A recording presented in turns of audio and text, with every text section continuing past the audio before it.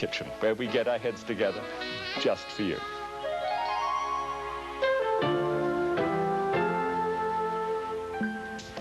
Well, you're very welcome once again. I tell you what I've got for you today. Trout.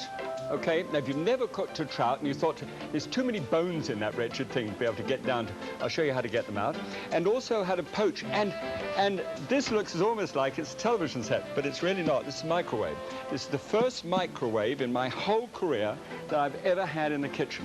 And I'll tell you the reason for that. I was a bit of a snob about it, I think, basically. And whilst I was at Cornell University and teaching there in 1974, with the whole graduating student class, we actually got together and went through all the basic methods of cookery that there were, and about 74, and compared the microwave to how it was done under conventional cooking. And only one came out right, which was poaching fish. And this is the way I'm going to use it at the present moment.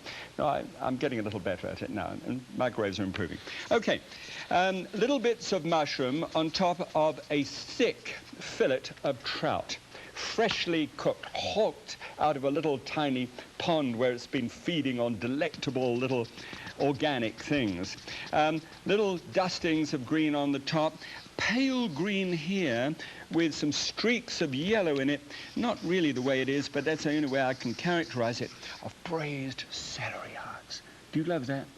A braised celery heart, which is done in the fish stock to carry the same flavor. A pilaf of rice on the side, also with the same flavor migrating across there. And to cap it all off, a buttery yellow sauce that for all the world you say, Graham, you've gone crazy. It's swimming in butter, which of course it isn't. It's going to swim in saffron instead. All right? Interested? Come on, I'll show you how it's done.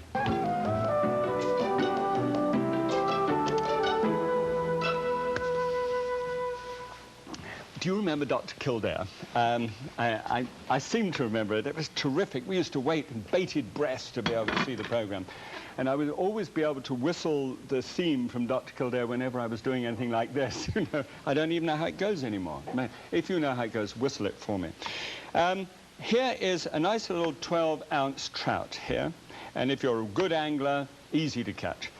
I'm going angling a little out. Well, later you have a look at that. Here is the head on the top. We don't need the head in this particular dish.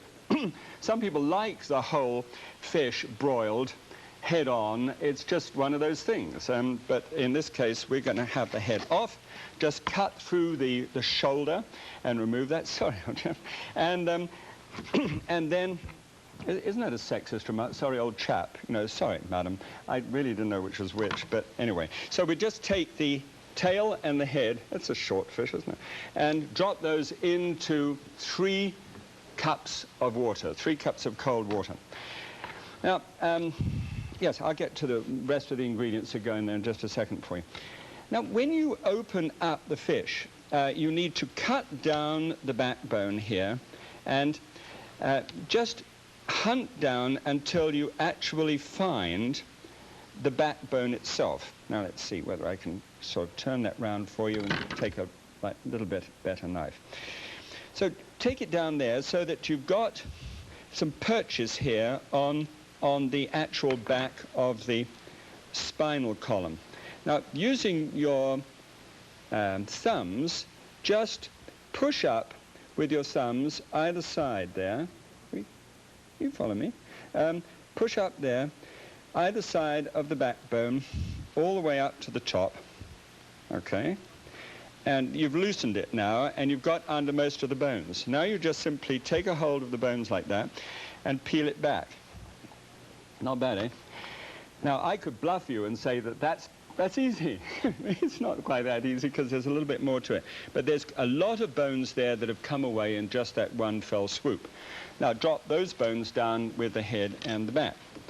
I want to take this down in one center cut right the way through, and then waste, apparently, the whole of that center portion down the backbone. There are little bones that run down there, the dorsal fin particularly. And if you've got a mouthful of dorsal fin, you really know, and you want to cut it in 2 pieces anyway. And this, by the way, weighs about 3.5 ounces each when it's trimmed, so that's a reasonable portion. Now, we'll just take a little cut here because there is that belly portion, and there's a small amount of bones that's on there too. There's a little bit of bone on that one, and we'll do the same on that side. They seem to have come out all right. I don't know why. Oh, of course they're on one side. Here we go. Oh, there it is. I knew there was something there. And just cut that out. Just swoop it out. You may, if you just feel over the surface here, you may find a few random bones which are still stuck in there. And for the benefit of those that you love and care for, there's nothing worse than being put off almost for life, especially young people, who get a bit of bone and say, hate fish, then for forever. Anybody in my crew? Not my crew, but your crew. I mean, we're all part. Anybody ever had that thing? Oh, yes. Marion, jerk your camera up and down. That's right, that's right. I know you'd never do that professionally, but that's him. He's on that camera. And that means that he's been put off fish for the whole of his life because of a bone. No, Marion, this is for you. Every little bone is taken out there, nice, clean, drop them all in, so you're wasting absolutely nothing. Then get a plate and lay the fillet out. Don't rinse it or anything else like this. If you over-rinse fish, you can take away the glorious, gamey, fresh flavor of a really good fresh fish. But you can wash your hands. Great. Now, over the top of this, what we do next. The sauce, the stock, which is going to be the thing which carries through the whole dish here, is going to be made from the same ingredients which are going to go with the actual presentation. Remember, as I told you, there's going to be some celery. Well, here we take the top parts of the celery and just very quickly chew a knife blade through it, just roughly hack it up. This is the top, obviously, of a heart of celery. This is the heart of celery, and those were the pieces which extended from it, so you don't waste anything. Get back to the heart in a second. Now, there's 4 stalks there, and drop that down on top of the fish bones, turn the heat on, and we're going to bring that to the boil for about 25 minutes, no more than 25 minutes. There's something strange about fish bones, you know. When you cook them for more than 25 minutes, they go bitter. And it really defeats the whole object of the exercise, so only 25. Here, stalks from mushrooms, and I've got 8 mushrooms, so those are just simply taken out of stalks and popped into the top. Nearly spoiled the recipe. And then a little herb in here, or herb. This is a bay leaf. And so bay leaf and 1 teaspoonful of thyme.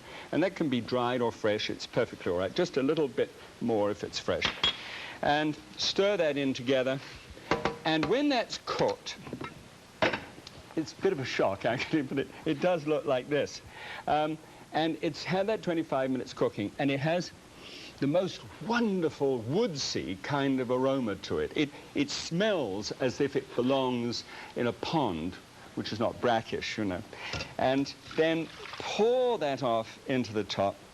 I know this is a little sordid, but that's the way it is. And just put it on one side. And it's quite nice stock here. And I'm going to pour that through there. I want to get 1 cupful out of that. The rest of it I would keep for making the rice pilaf, okay? Because I'm going to cook rice, a little onion, and then some long-grain basmati rice, and then saute the onion, and put the rice on the top and saute that together, and then slosh the oil, slosh this couple of cupfuls of stock on top of it, put it into a hot oven where it is at the present moment. You'll see it in a second. Okay, good. So here is the cup, and that cup is going to be poured into that small pan there. Going to add something more to it in a moment, but I just want to heat that up and get that going. That's going to make the sauce, that saffron sauce that we talked about. All right, now, little mushroom caps.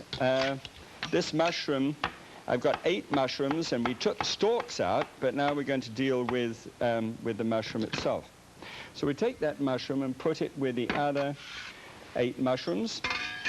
And a little while ago, just before we started, I popped into the microwave there the celery heart. Celery heart's quite tough, but if you cut it in 2 like this, you've got this new shoot growing in the middle, and it makes the most marvelous braised vegetable. By braising, you put it into a stock, strangely, the same stock that we've been making from the same bones, carrying through the whole thing. This is how you do it. You put it into a dish, and you put that stock on top. You put it into the oven, and you cover it with a little piece of wax paper. Then you give that 10 minutes, and then you open the door, strangely, and turn it about 45 degrees, and then give it another 5 minutes. By doing that, you make sure that it goes through the whole of that quite large, thick piece of vegetable. It needs that little bit of an angle, as many, books like this will show you. All right. Now, we take this out. What's so wonderful about a microwave is that it heats up food and cooks it, but it doesn't necessarily make the dish too hot to handle, which I think is fantastic. So you then take the celery heart out and pop that on a plate by the side, put a dish over the top of it to keep it warm, and now what have you got? Celery reinforcing the stock which came from there, okay? Because that's what it's cooked in. You get the mushrooms, which I had prepared, and those are the 8 finely sliced mushrooms.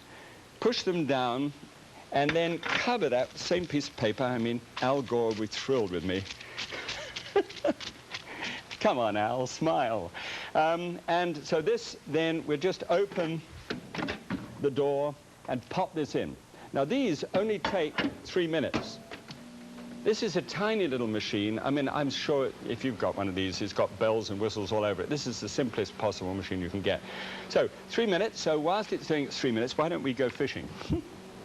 I had a great time. Okay, come with me. We'll go to a sylvan scene and throw in a little tiny piece of dog food on the end. I'm sure that was the problem. And throw it in and try and catch ourselves a trout. Clearly, this is a program about trout, and we know that already. But this is something more than just fishing, This has got a lot to do with what Dean Ornish is saying about putting 3 things together. The kind of food that you eat, the kind of exercise you take, and the kind of rest that you have. This is the rest side. This is hardly exercise unless something big bites out here at the present moment. This is a trout farm. Now, trout farms, and the whole principle of trout farms is where you can come and borrow their rod, their reel, and their fish, and if you catch one, it's weighed up, and you pay a certain amount according to how large the fish is that you caught. So if you really want to boast, you're going to have to pay for it.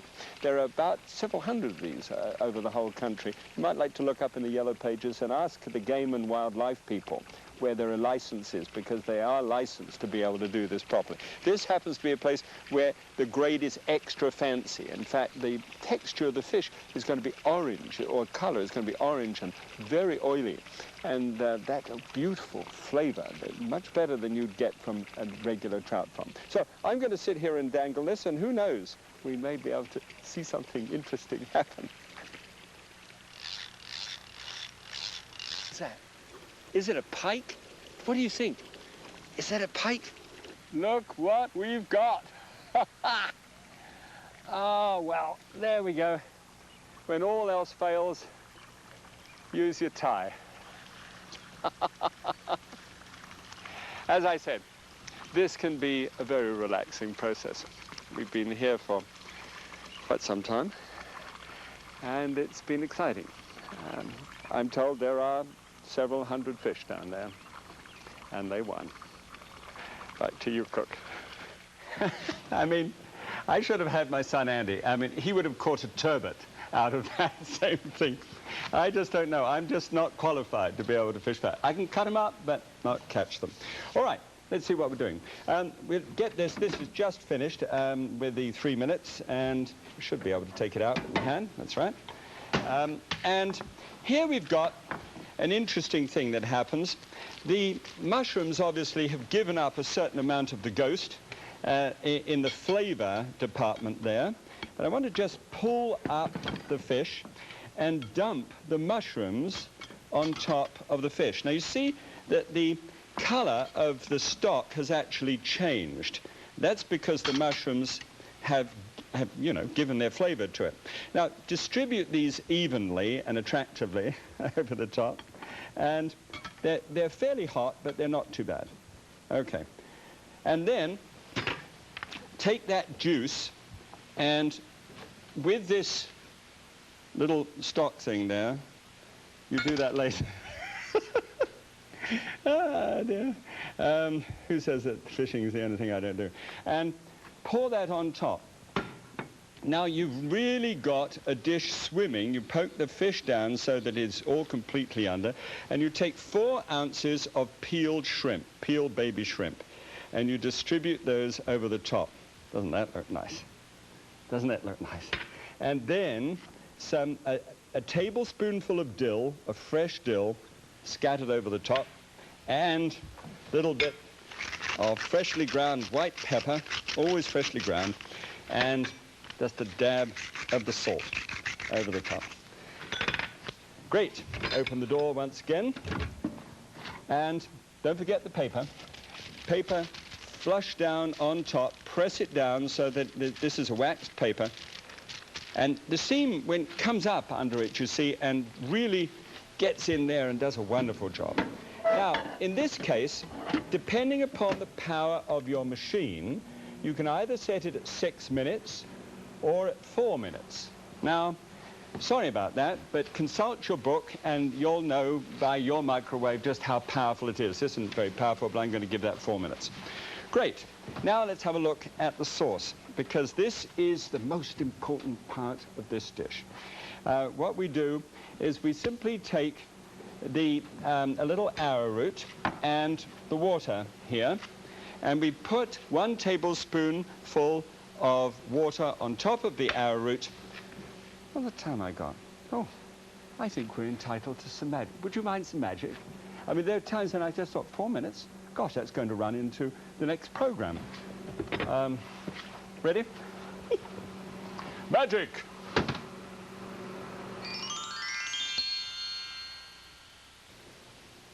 Nothing, absolutely nothing like magic.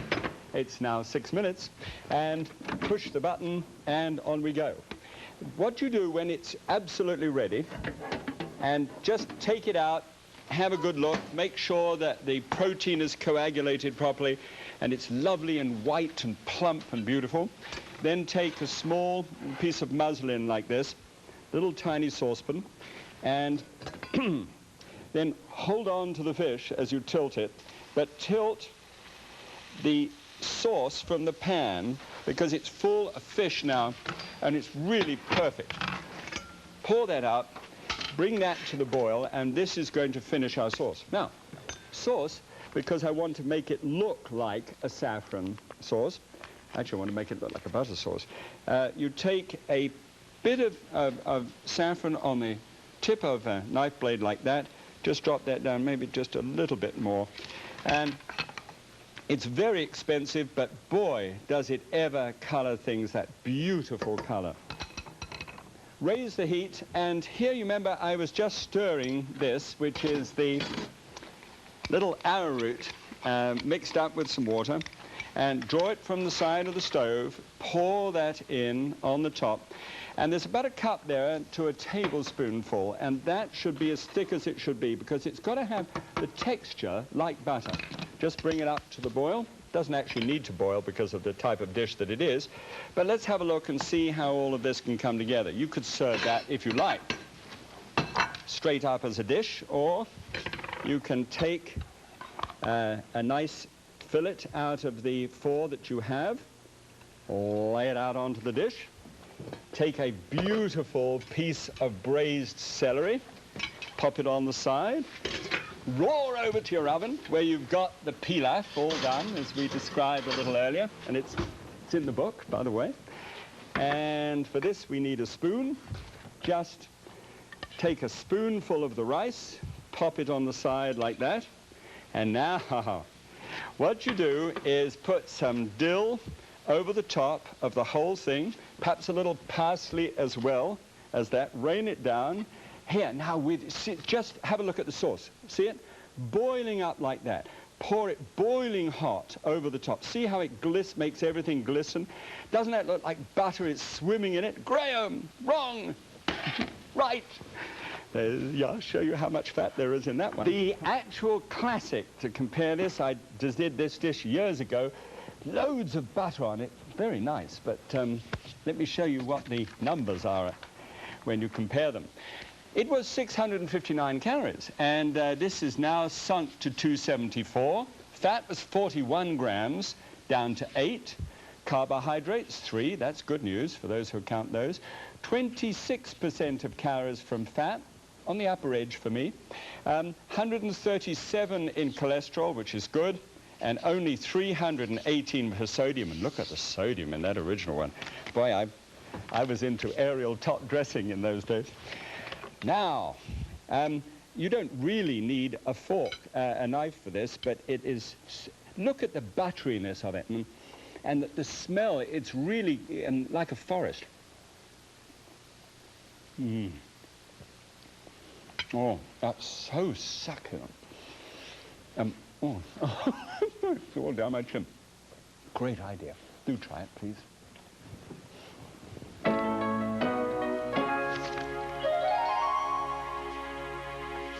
I don't know whether you've noticed, but I've been using some rather unusual plates recently, and I've been doing an experiment about this one.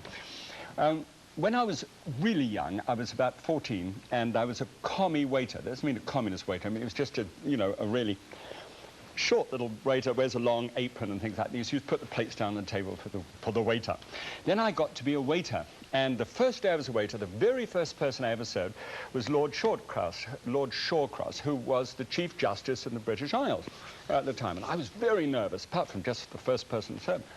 So he wanted a whole Dover sole, and what you do with a whole Dover sole is you get 2 knives together, fish knives, and you spread them like this, and you actually bring them back to the point of balance, and you lift up this buttery Dover sole, and you serve it onto the plate like that. Well, I did it perfectly, and I was really nervous. And the only trouble was that I put it right onto the tablecloth, because I didn't put the plate down first, which is, you know, and he looked up at me, marvelous man. He said, "Do you think I could have a plate?" But it was typical British understanding, and which serves this purpose. I wanted to talk about plate sizes because you see how small this plate is in comparison, yet its usable space is 8.5 inches by 7 inches. Now this much larger plate, oh, isn't that amazing? 8.5 by 8.5 inches. It's 1.5 inches more space. Do you know something? When you are used to serving food on a particular size of plate, you can actually cut the amount of food, the actual portion size on the food. You don't want anybody else to hear this, but no, this is just for you and me. By 20%. You can actually drop it down. You know, nowadays that you and I have been talking a lot about taking the meat portion where it used to be 6 ounces, maybe, or 4 ounces, and dropping it down to 2 ounces. Now the plate volume has a great deal to say for this. I chose this plate. Now I'm unashamedly trying to promote the idea of a plate.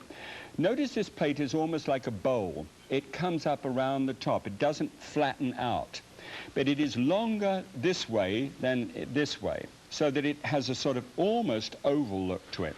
If I hold it up before you like that, you can see how it goes up at the edges. I call that the smiler. See, you know, when you smile like this.